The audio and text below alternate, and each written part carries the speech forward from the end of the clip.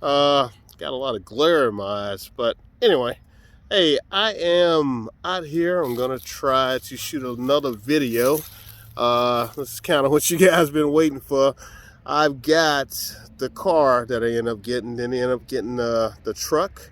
I actually ended up buying a 2018 Lexus LS500, which the Lexus LS 500s 2018. Hey, I bought it with roughly 15,000 miles and a little bit of change on it. A long story about the whole process, but I was trying to buy a 2022 Tundra. I found it in a couple places, couple different states, and found one in Florida. The guy wanted $12,000 over MSRP, and it was everything I wanted for a Toyota Tundra 1794 hybrid TRD edition, and the silver color, everything I wanted, and it was just too much. I couldn't justify paying $12,000 over MSRP. It would have been like 70. No, he wanted 82,000 and some change, and in my order out the door was 72 and some change. So if he would have came down to even 75,000 and 76 out the door, I would probably did it, but I just could not justify the $10,000 to $12,000 price hike he was trying to do.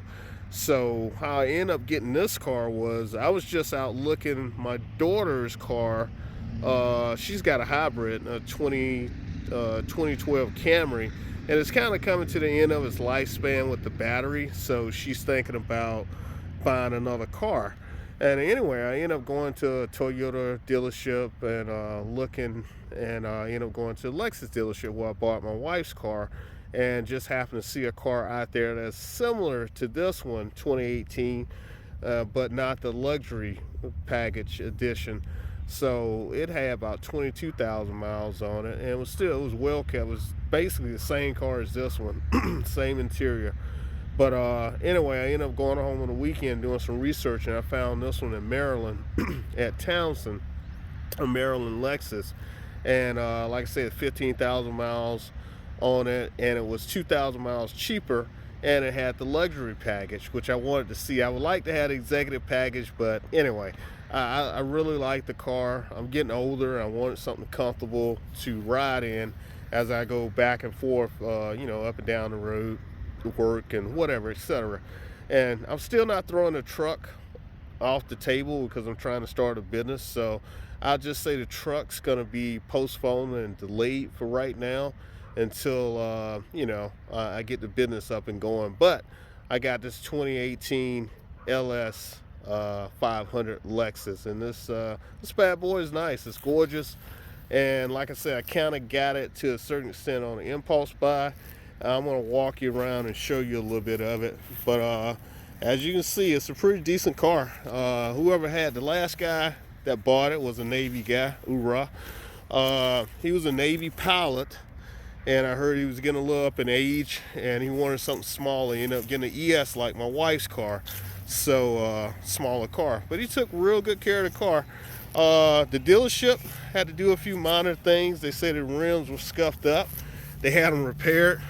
And the ironic thing is, last week when I was driving with my aunt, I scraped the wheels after they just got them repaired.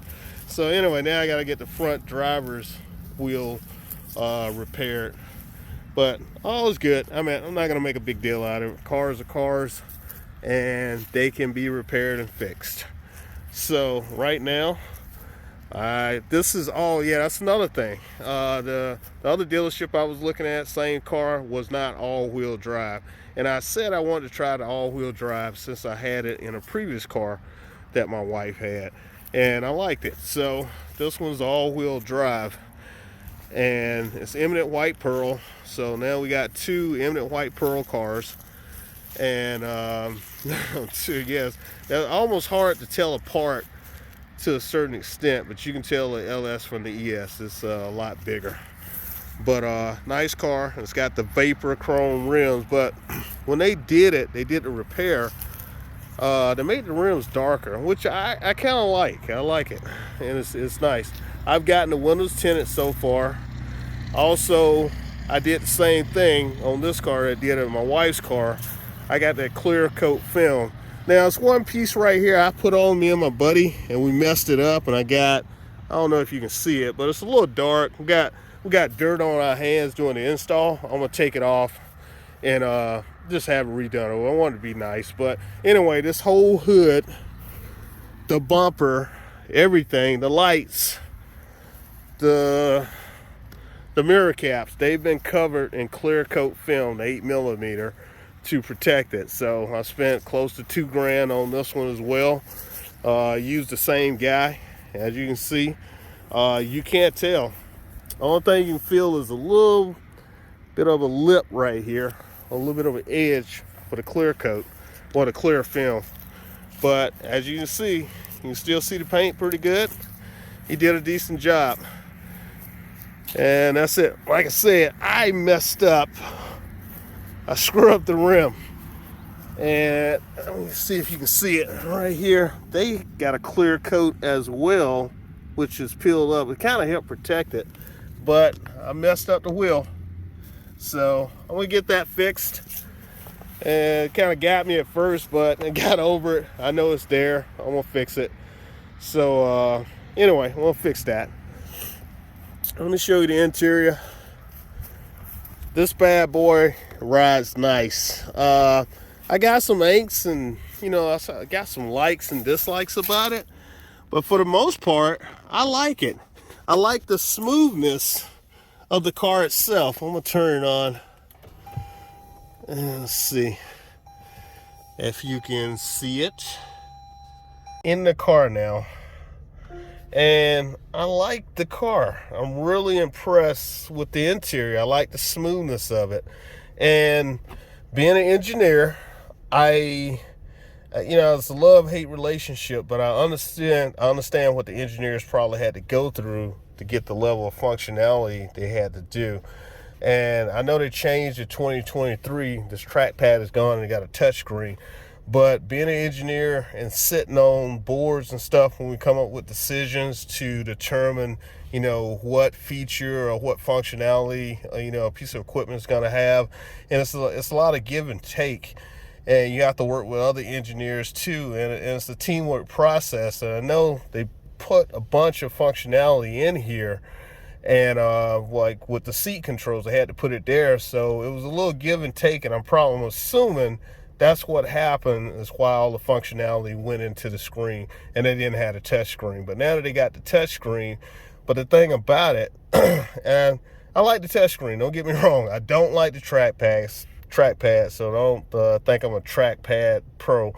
But the thing about this is so smooth and serene, it just flows with the car. Okay. Okay, guys, back in the car again. Had to delete a little memory. Anyway, like I was saying, I like the car, and I think I got about 17,000 miles on it right now. Well, what is that? 17,700. 17,224 miles. Yep.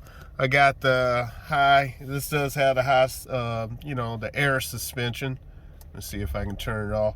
I'm having a little bit of problems with that. That's letting you know that the car is raised up a couple of inches and it's not doing what I want it to do when I press the button. So anyway, it's going to the shop next week.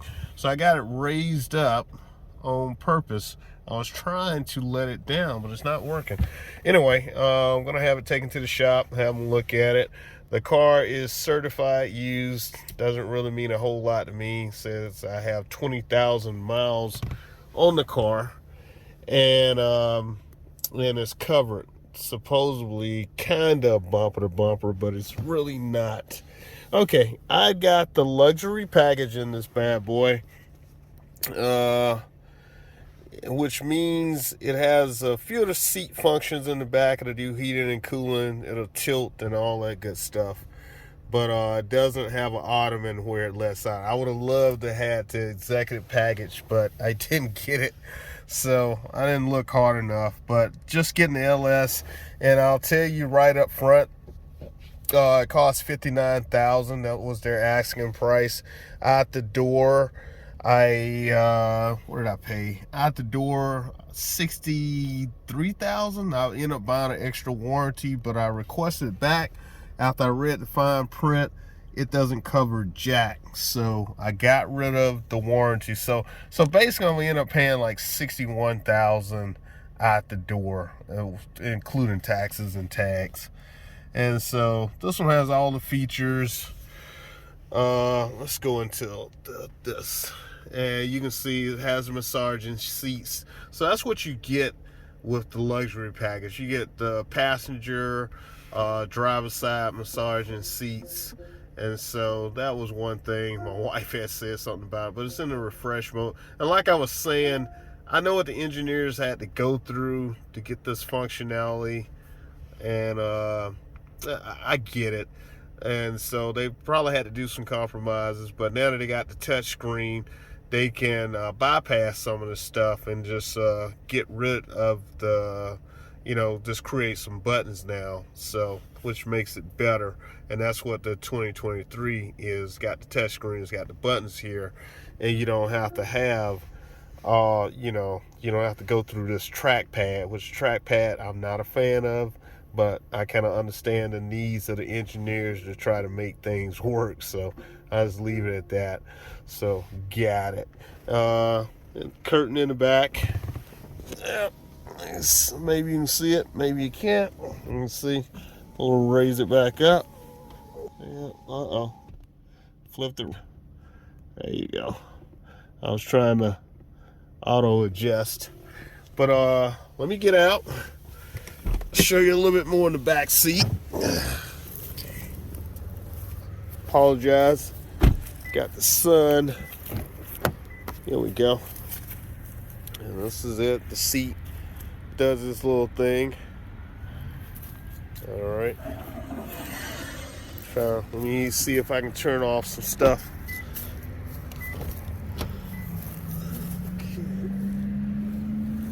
All right, that was the radio coming on. Okay, let's see if we can get in here. Well, I'm 6'2", and press this button, turns on everything. Now, like I said, I got the executive, not the executive package. I wish I had the executive package. Now, I got the luxury package, as you can see, which gives you get the option of heated and cool seats, the seats recline and all that good stuff. Now, like right here, we'll select the right seat. We can take that seat out of the way. We can make it come back, go forward. We can recline it. See, seat start moving. There we go. See if it'll tilt. There we go. It's tilting. That's about all. There you go. It's doing this thing, going up out of the way. Yep. That's the far as you get, but you get all that room if you're a passenger. I'm still trying to get somebody to chauffeur me around. It has not happened yet. My wife will not do it for some strange reason. I don't know why. I was like, hey, I'm the king. I should be chauffeured around. But anyway, you can control stuff from back here. So, as you can see, watch this. You got all different types of seat adjustments from right here. Make it recline and all that good stuff. I'm not going to go through all that stuff, but you guys get it. You can set memories. I'm not back here, but I do intend to take some of my family members, like my aunt. She's older in age. Put her back here so she can enjoy it and, just relax, stuff like that. You can control your temperature. It's got the different zones, and you can do all that little neat stuff back here. Heated and cool seats, like I told you, and you can control the lamps. Yeah, watch this. See, I can turn it on, off. You got all this functionality back here. And got the Mark Levison speakers. I don't know how good you can see that back here, but let's go over here to the door. Yeah, it's not bad. I like the design. I wish I could have got the one with the glass, but that's the executive package. But I like this. You know, like I said, it has a lot of different functionality. You got vents back here on the side of the door, and vents back here. You got a power outlet down there. You can't really see it. You can just barely see it. And anyway, let me show you this. Look, you can control the shades right here. Okay, for the passenger, there we go. It pops up. See, it does that little number. You got all that functionality, and you can control the main shade right here. Pop it down, pop it back up. Yep. And it's got a lot of functionality back here. And like I said, I don't know if you can really see, you know, my knees are there. That's practically where I sit at. But you come back here, I can adjust this seat some more. So look, seat adjustment, left side. And let's see. That's out that way. Move. And you can just pick a number of things that you want to do with this thing. Anyway, it's got a ton of stuff. So no, I don't want to set a memory. Left seat. Right here, you can do some stuff. Raise the seat up, raise it down. It's just crazy. So, and what I'm meaning, they paid attention. I know I've heard in other videos they did a lot attention to details. I'm gonna try to show you. I shoot another video at night, but some of the details are, those are LED lights in the seat belt, so you can see the seat belt when it come up to you. These are LED lights right here. They light up at night. Also, let me show you something else. A lot of attention to detail. I guess I need to clean back here. Let me show you something. Okay. I'm getting washed out from the sun. Okay. Like I said, it's a lot of attention to detail. Right here, these are LEDs in here. It's lit up. So for the, to control the vents, you can literally see these at night. They really did a lot of attention to details. I've never seen that with a vent control where you got lights indicating, how open the vent is. And that's for all of them. All this lights up at night. The one over here, my wife closed it. My neighbor, he was in here today. But all... Okay, guys, I am back in the car. Try to close this video out and show you a couple of things about the interior of the car at night. And I don't have all the sun glare this time. All right, let me see here. Show you. Let's see. Going to open the door. There you go. See what I was talking about? This is that attention to detail. They put LED lights in the seat belt so you can see how to basically click the seat belt into the seat belt latch. Okay, let's see what else. Going to turn on the... I'll start it up. We'll have to open up the garage, set on carbon monoxide myself. Let's see. Here we go. And this, ladies and gentlemen, is the other attention details I was talking about. These, the vent selectors are all LED. This is at night, and they're still lit up. Yeah, so that's that attention to detail. Same thing over here. These are lit up. Over here, in the darkness, that vent. Yep. And there's that little bit of feng shui. I don't know what it is. Origami. Anyway, I like it. It's nice. Doesn't serve a purpose, but it's just there. Like I said before, this whole interior to me flows. It just makes one seamless line as it goes from one side of the car to the next. Yep.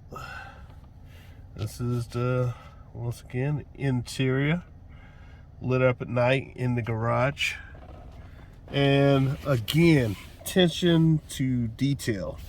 That one little button right there, that's the button to open my little, well, I use it for change, but they put an LED light right there just so you could see how to get to your little, I don't know, change drawer or stash.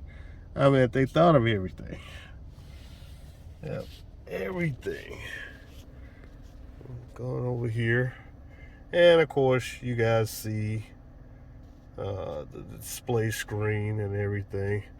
Like I said before, me myself being an engineer, you know, having design, so I'm in aviation. I'm an aviation engineer. Been sitting on boards with mechanical engineers, hydraulic engineers, engine engineers, and myself being an electrical engineer. I know what the give and take is when you're working on a project and you're putting whatever, I'll just say the box, we'll just call it the box, whatever the box has to do, and it has certain functionalities, and each engineer has to meet the requirements of whatever they have to have, you know, for that box to operate efficiently. So I don't, you know, I don't complain about a whole lot, you know, after just sitting on some of these boards I have to sit on for a living, and you know, certain things don't get done like on a vehicle. You know, I understand the engineer's dilemma. Now with that, I preface it that things can be improved, and there's always room for improvement, but there's a process to go through to get to that improvement. So all I'm saying is I understand. But with the new 2022 Lexus LS, looks like they made a lot of improvements, especially when, like I said, they added the touchscreen, and they were able to add some functionality with buttons now, whereas they got rid of the trackpad. That's gone now. So this trackpad is gone, and now you have buttons down here in this place to easy access seat functions like heated seats. I can't think of all the different controls, but I saw it. You can look it up yourself. But there are more buttons to access the functionality instead of going through the screen like we have to do right now. But anyway, that's going to conclude. I'll show some more videos, you know, as time goes on. I still like this car. It is, you know, having driven the RC, is definitely a different feel, but I knew that this car was luxury, and I was buying it for comfort, and so it's not that same excitement that the RC with the power gave to you. So these are two separate cars, and I get that and I understand that, and it is what it is. So I'm going to enjoy this car for the comfort. I like taking it on long drives. It's comfortable, and it does have a little power here and there that you can get up, but it's not the RC. But again, two different cars. And once more, I'm pleased with this. I will try to give you more driving experience as I go on and make videos. I'm starting to make a little bit better. I got a laptop now. So anyway, I'm going to put out more content, so give me some time. I just want to close out this video with a night shot, just showing you some more attention to details, you know, how the engineers did stuff in here. And my hat's off to this car, and I still like it. So all right, that's it, guys. I am out. Thank you for watching. Sorry it was a long video. Bye. Oh yes, I forgot. I added these Lexus door lights. Oh, there we go. Light came back on in the garage. Anyway, I put them on every door. Yeah, I paid about $100 for it. Yeah, in closing, like I said, you had that one little, anyway, two LED lights in here that to me weren't very adequate to do the job, but now it's nice and lit up in the trunk, and it gets the job done. Yep, I added those two lights in there. Kind of hard to see. Anyway, it is what it is. But you can tell the trunk's lit up now, so I love it. All right.